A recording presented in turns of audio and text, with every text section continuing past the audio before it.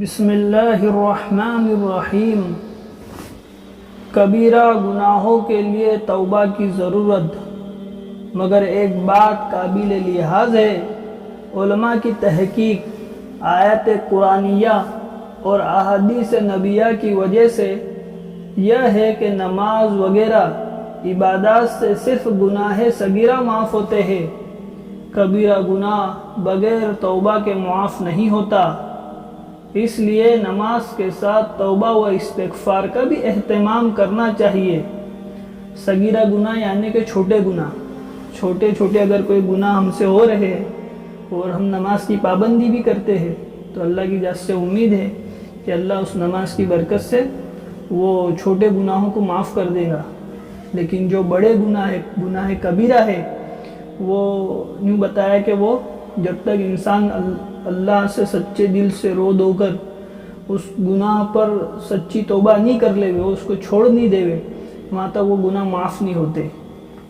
اس لیے نماز کے ساتھ توبہ و استغفار کا بھی اہتمام کرنا چاہیے، اس سے غافل نہ ہونا چاہیے۔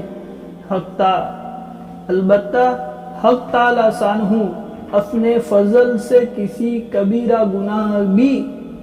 کے کبیرہ گناہ بھی معاف کر دے تو دوسری بات ہے۔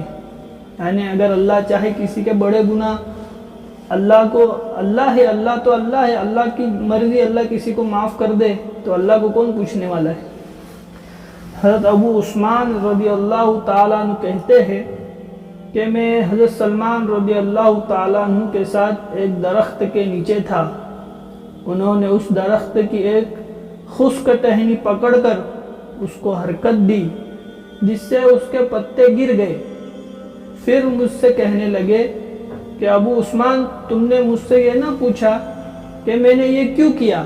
یعنی درخت کی ٹہنی کو پکڑ کر ہلایا جس کی وجہ سے سب پتے گر گئے، میں نے ایسا کیا، آپ نے پوچھا نہیں؟ تو حضرت عثمان نے کہا کہ میں نے کہا بتا دیجئے کیوں کیا؟ تو حضرت سلمان نے کہا، انہوں نے کہا کہ میں ایک دفعہ نبی اکرم صلی اللہ علیہ وسلم کے ساتھ ایک درخت کے نیچے تھا۔ آپ صلی اللہ علیہ وسلم نے بھی درخت کی ایک خشک ٹہنی پکڑ کر اسی طرح کیا تھا، جس سے اس ٹہنی کے پتے جھڑ گئے تھے۔ پھر حضور صلی اللہ علیہ وسلم نے ارشاد فرمایا تھا کہ سلمان، پوچھتے نہیں کہ میں نے اس طرح کیوں کیا؟ میں نے عرض کیا، حضور بتا دیجئے کیوں کیا؟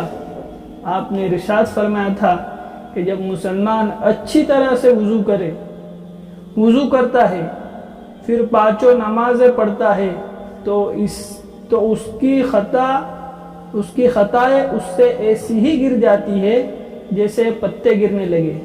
یہاں پر کیا لکھا ہے ایک بات کہ جب مسلمان اچھی طرح سے وضو کرتا ہے تو اس سے نہیں پتہ چلا کہ وضو بھی بہت اچھی طرح سے کرنا چاہیے۔ پھر آپ صلی اللہ علیہ وسلم نے قرآن کریم کی آیت تلاوت فرمائی، اقیم الصلاۃ طرف النار، تلاوت فرمائی، جس کا ترجمہ یہ ہے کہ قائم کر نماز کو دین کے دونوں سروں میں اور رات کے کچھ حصوں میں، بے شک نیکیاں دور کر دیتی ہے گناہوں کو، یہ نصیحت ہے نصیحت ماننے والوں کے لیے۔ حضرت سلمان رضی اللہ تعالیٰ عنہ نے جو عمل کر کے دکھایا، یہ صحابہ کرام رضی اللہ عنہم اجمعین کے تعصب کی ادنا مثال ہے۔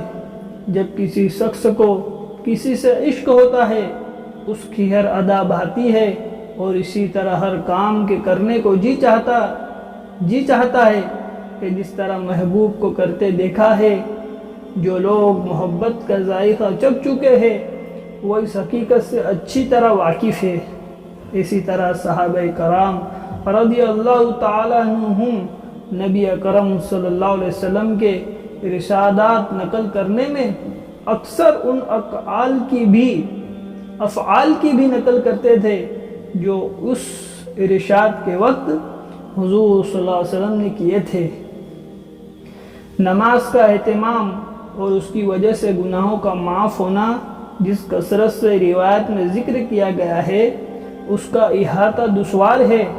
پہلے بھی متعدد روایات میں یہ مضمون گزر چکا ہے۔ علماء نے اس کو صغیرہ گناہوں کے ساتھ مخصوص کیا ہے جیسا پہلے معلوم ہو چکا، مگر احادیث میں صغیرہ کبیرہ کی کچھ قید نہیں ہے، مطلقاً گناہوں کا ذکر ہے۔ اللہ تعالی ہم تمام کو پانچوں وقت کی نماز پابندی کے ساتھ جماعت کے ساتھ پڑھنے کی توفیق عطا فرمائے۔ سبحان اللہ و بحمدہ، سبحانک اللہم و بحمدک۔